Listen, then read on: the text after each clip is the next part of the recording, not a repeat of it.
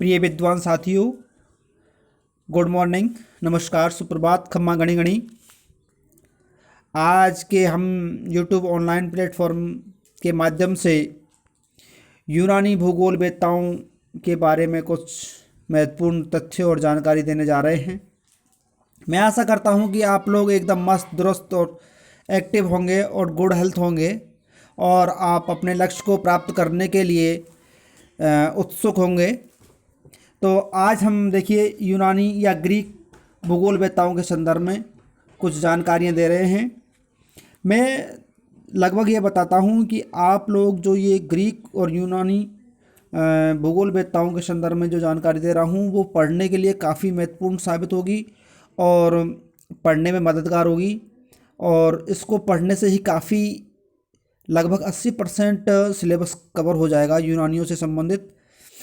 अब आपको देखिए इसका सबसे पहले आप बता देता हूँ, इनका जो यूनानी भूगोलवेत्ता हैं उनका क्रम से ही विस्तृत अध्ययन किया है। ये जो क्रम है 1 2 3, इसी संदर्भ में परीक्षा में भी पूछा जा सकता है कि यूनानी भूगोलवेत्ताओं का क्रम कैसे है। तो जैसे पहले होमर है, होमर के बाद में थेल्स है, अनेक्जिमेंडर है, इस तरह से क्रम भी पूछा जा सकता है। तो आप लोग थोड़ा सा ध्यान रखने योग्य बात है, इसको ध्यान रखते रहिए। अब ज़्यादा टाइम को बर्बाद ना करते हुए, पहला है होमर। होमर साहित्यिक परंपरा का जनक कहा जाता है होमर महोदय को। ये ग्रीक और यूनानी भूगोलवेत्ता हैं। इनके 2 महत्वपूर्ण ग्रंथ हैं, इलियड और ओडिसी। इलियड है और ओडिसी है।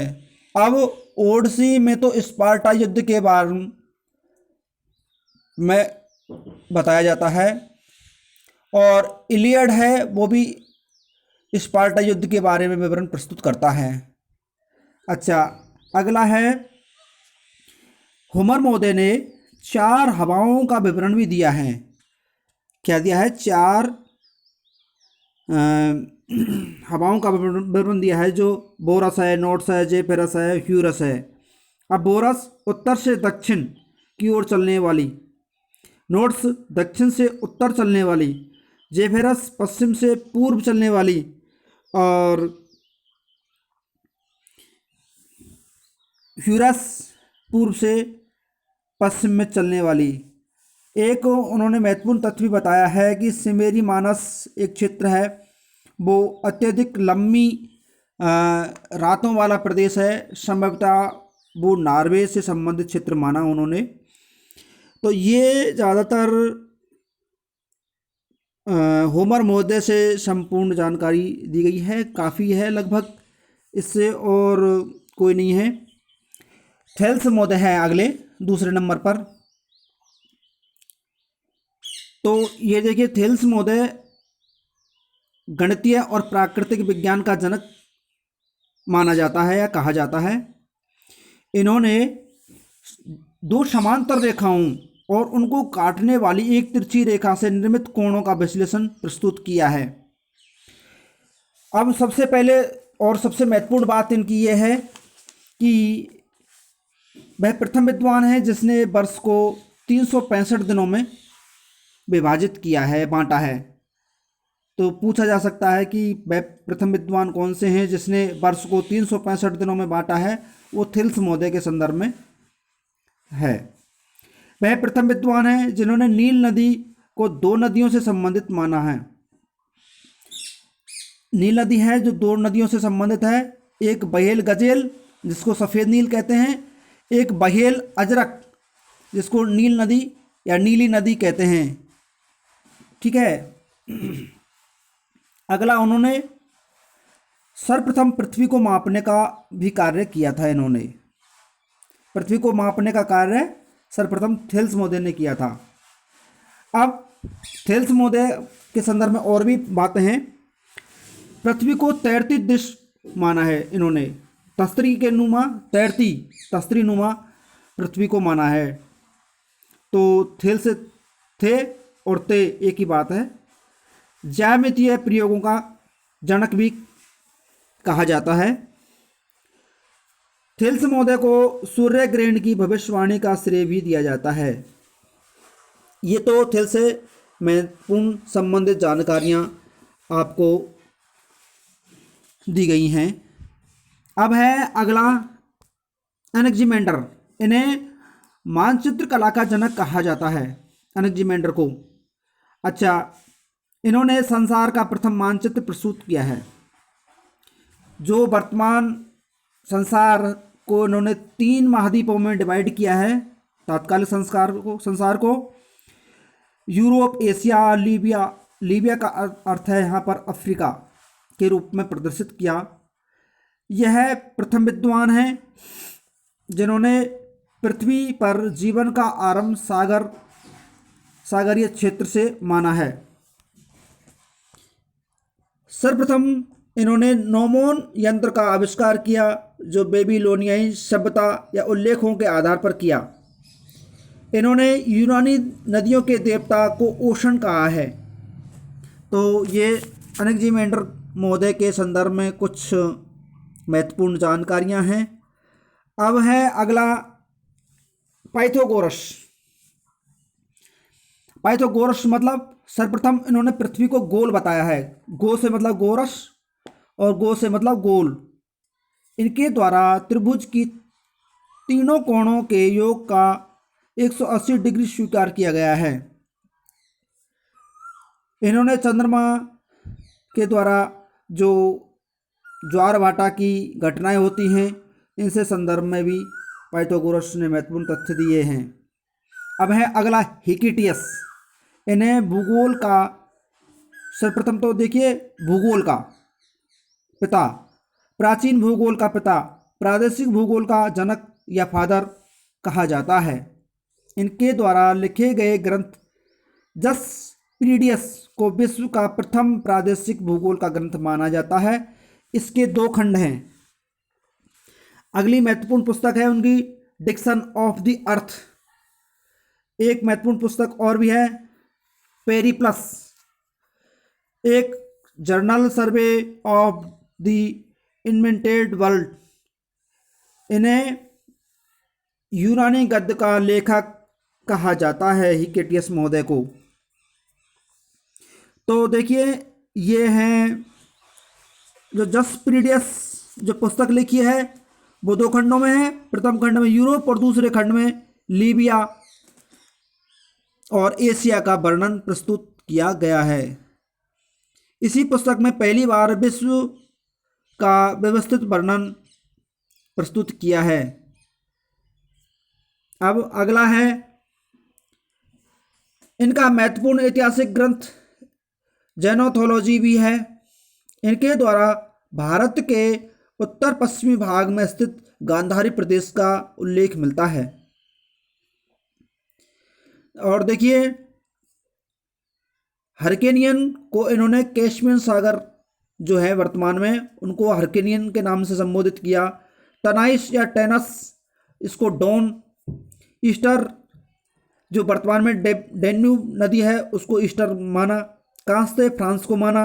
और स्कोशिया यूरोप और एशिया दोनों को ही स्कोशिया नाम दिया।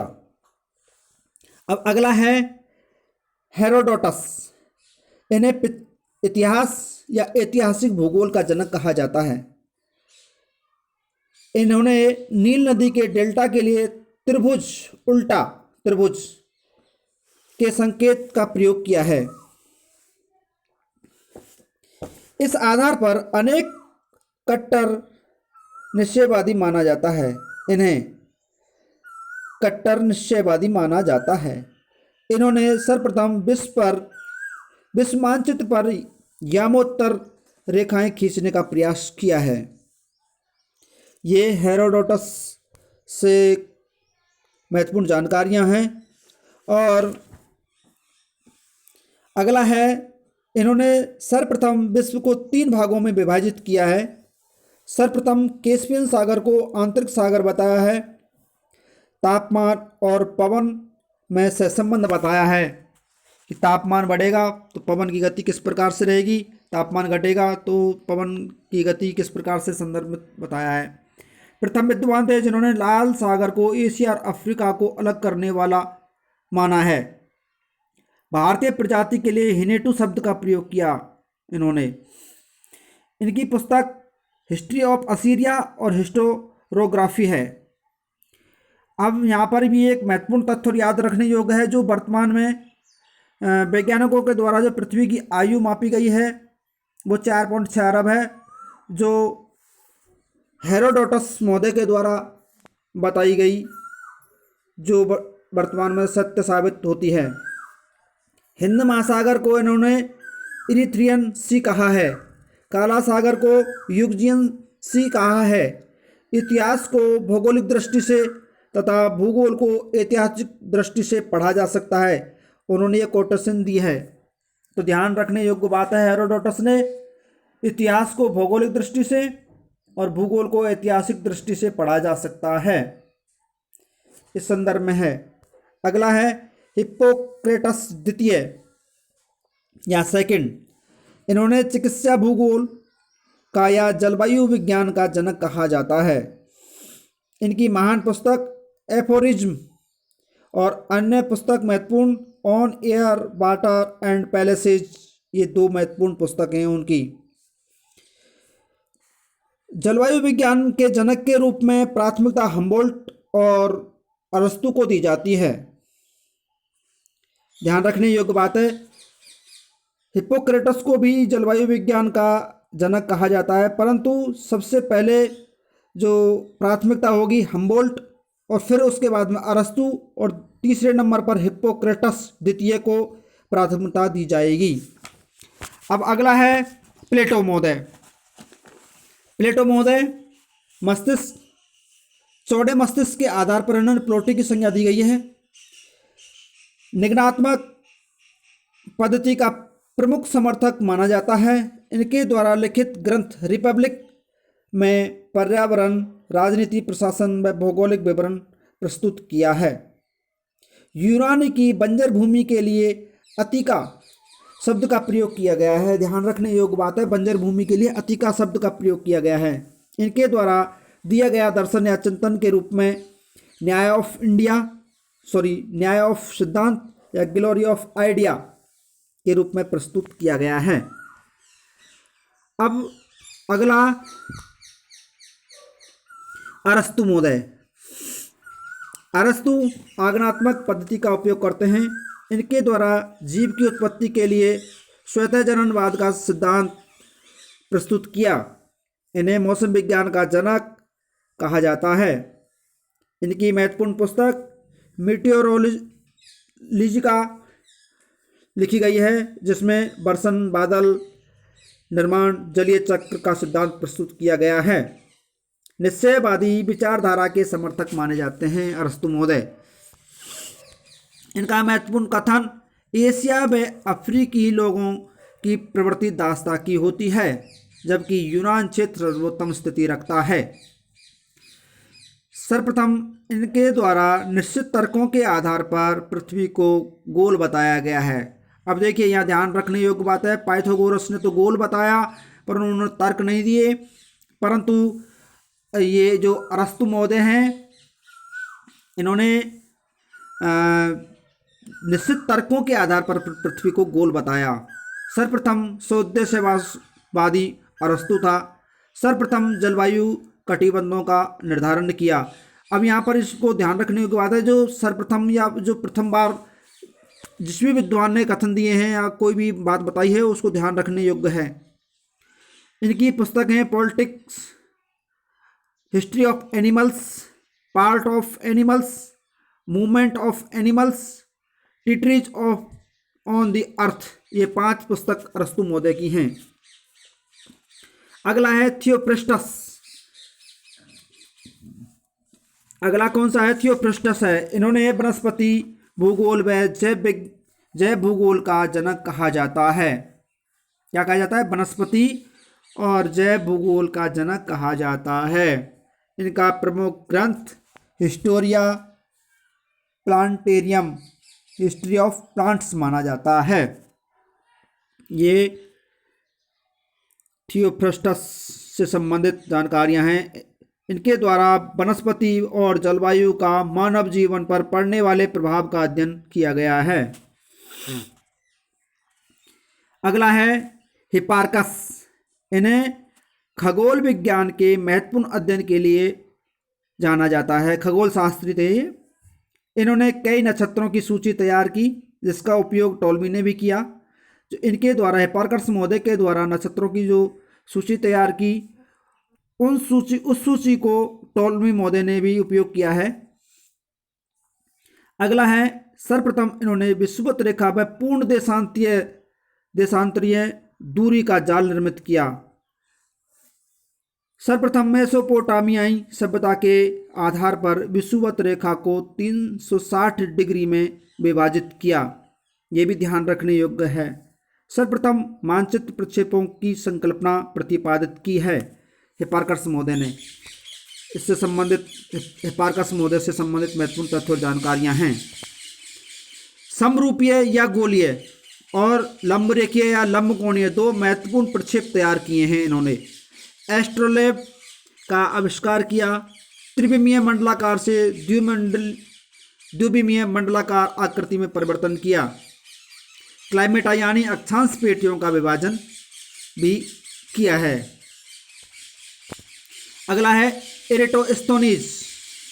इन्हें प्राचीन भूगोल या क्रमबद्ध भूगोल या क्रमबद्ध प्राचीन भूगोल का जनक कहा जाता है। इन्हें भूमापन जियोडेसी का जनक कहा जाता है क्योंकि इनके द्वारा पृथ्वी की परिधि का लगभग सटीक आकलन प्रस्तुत किया गया था।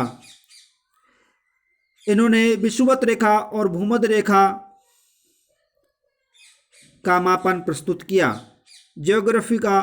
जियोग्राफिया नामक ग्रंथ की रचना की। नोमोन यंत्र के माध्यम से सूर्य किरणों का आपतन कोण ज्ञात किया।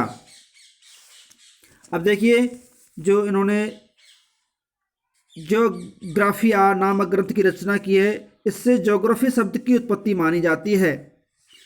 इसलिए इरेटोस्थनीज को भूगोल का पिता कहा जाता है।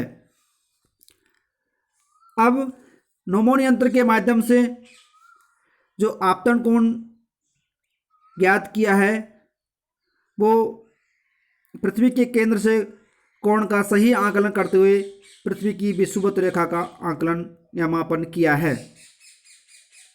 कर्क रेखा पर स्थित सीन नामक स्थान पर या उससे कुछ दूरी पर स्थित अलेक्जेंड्रिया सिकंद्रिया नामक स्थान पर 21 जून पर पड़ने वाले सूर्य विकिरणों के आपतन कोण का आकलन करके उसे 360 डिग्री का या 1/50 अर्थात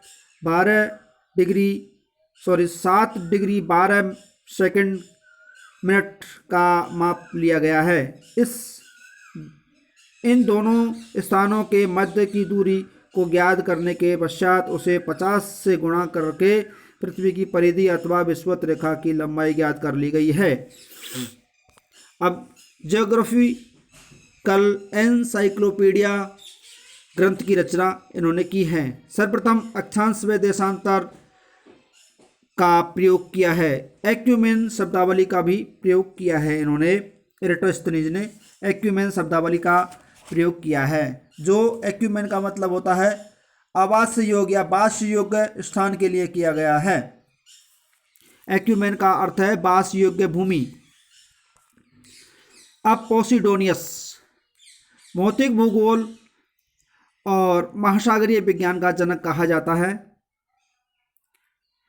इनकी महत्वपूर्ण पुस्तक दी ओशन महत्वपूर्ण पुस्तक है। सर्वप्रथम इनके द्वारा महासागर की गहराई का मापन किया गया था। इन्होंने भी इरेटोस्थनीज व हिपार्कस की भांति पृथ्वी की परिधि का आकलन किया जो त्रुटिपूर्ण या बहुत कम लंबाई की थी। इनके द्वारा मापी गई विषुवत रेखा की लंबाई का उपयोग रोमन विद्वान टोल्मी ने मानचित्र निर्माण में किया। तो देखिए ये लगभग 12-13 यूनानी भूगोलवेत्ता हैं या ग्रीक भूगोलवेत्ता हैं, इनका क्रम से अध्ययन प्रस्तुत किया गया है और मैं आशा करता हूं कि आप लोगों के लिए महत्वपूर्ण साबित होगा और महत्वपूर्ण लगभग परीक्षा उपयोगी सामग्री उपलब्ध कराई गई है और पढ़ने में आपको ये मददगार साबित होगा। Thank you.